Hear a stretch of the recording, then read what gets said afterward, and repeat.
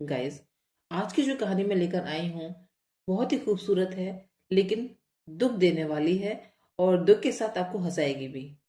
तो गाइस, आज की जो स्टोरी है वो है पूस की रात। पूस जो कि अभी चल भी रहा है और काफी ठंड होती है गाइस इस मंथ में। तो ये जो हमारी स्टोरी है उसमें थ्री कैरेक्टर्स होते हैं। मेन, मुन्नी, हल्कू, जबरा। मुन्नी हल्कू की वाइफ है, जबरा उनका पेट है, यानी कि एक डॉग जो उन्होंने पाला हुआ है। होता है गाइस, ऐसा है कि मुन्नी कुछ पैसे जमा करती है एक कंबल के लिए। 3 रुपए, बहुत पुरानी बात है, 3 रुपए वो जमा करती है एक कंबल के लिए। लेकिन उसके पति हल्कू ने सहना से कर्जा लिया होता है। सहना एक साहूकार होता है। तो उस कर्जे को लेने के लिए सहना जब उनके दरवाजे पर आता है तो उसकी पत्नी कहती है कि ये पैसे तुम क्यों दे दोगे, क्योंकि तुमको तो कंबल लेना है। पूस का मंथ आने वाला है, फिर तुम रात कैसे काटोगे, अपने पास कंबल नहीं है। अब हल्कू सोच में पड़ जाता है कि वो क्या करे। कंबल ले तो आ, कैसे ले, क्योंकि फिर वो पैसा तो उसको सहना को देना है। अगर सहना को पैसा नहीं देगा तो सहना फिर आ, झगड़ा करेगा, हल्ला मचाएगा। तो वो अपनी वाइफ से कहता है, जाने दो, तुम दे दो इसके पैसे और कंबल जहाँ जैसा होगा हम ले लेंगे। अब जो दूसरा सीन है इस कहानी का, आया है पूस की रात, जिस रात को हल्कू को अपने खेत पर पहरा देना है। और उसको पहरा देते हुए बहुत ठंड लग रही है। उसके साथ है उसका कुत्ता जबरा, जो उसके एक साथी बना हुआ है इस समय पर।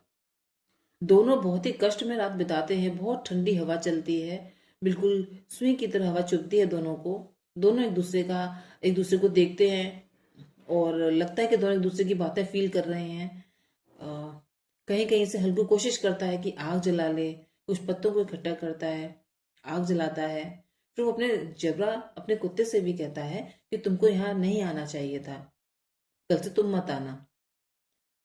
इस तरीके से वो रात काट रहे होते हैं, खेतों को देख भी रहे होते हैं। बीच बीच में जबरा जो होता है वो कुछ जानवरों को भगाता भी है शोर सुनकर। और जब रात कटती नहीं है उनसे, उसे लगता है हल्कू को कि नहीं, अभी तो रात बाकी है, क्या करूं। तो गैस फिर वो पास ही एक खेत था, एक बगीचा, वहां जाता है और वहां से कुछ पत्तों को इकट्ठा करता है और उसमें आग लगा देता है, जैसे कि थोड़ी गर्मी मिले। ठंडी हवा जो चल रही थी उससे उसका शरीर बिल्कुल सुन्न होता चला जा रहा था। तो उसे लग रहा था कि अब शरीर में खून ही नहीं है। दोनों की हालत बहुत खराब। ओस की बूंदें टप टप टपक रही हैं। अब वो क्या करे। तो गैस ऐसे ही वो जब परेशान हो जाता है तो फिर वो कुछ पत्तों को इकट्ठा करके उसमें आग लगाता है। जब आग जल जाती है तो उसे थोड़ी गर्मी मिलती है, जबरा को भी और हल्कू को भी। लेकिन होता ऐसा है कि फिर हल्कू को आलस आ जाता है और गैस यहीं पर काम बिगड़ जाता है। जब उसे आलस आता है, धीरे धीरे आग शांत होती है, लेकिन थोड़ी गर्मी आग में है, तो वो उस आग के पास से उठना नहीं चाहता। धीरे धीरे उसको सुस्ती आती है और थोड़ी सी उसको नींद आने लग जाती है। अचानक से जबरा भौंकता है। जबरे की भौंकने की आवाज सुनकर उसे लगता है कि शायद कोई जानवर खेत में आ गया है, लेकिन उसकी उठने की हिम्मत नहीं होती। उसे लगता है कि उठूं ना उठूं, शायद जबरा ऐसे चिल्ला रहा है, ऐसे ही भौंक रहा है। और ऐसे करते करते वो वहीं बैठा रह जाता है। एंड में जब उसको पता भी चल जाता है कि जो नील गाय है उसके खेतों को नष्ट कर रही हैं, फिर भी वो नहीं उठता। और अचानक जब उसकी नींद खुलती है तो मुन्नी की आवाज से उसकी नींद खुलती है। सुबह हो चुकी होती है, सूरज चारों तरफ फैला चुका होता है अपनी रोशनी।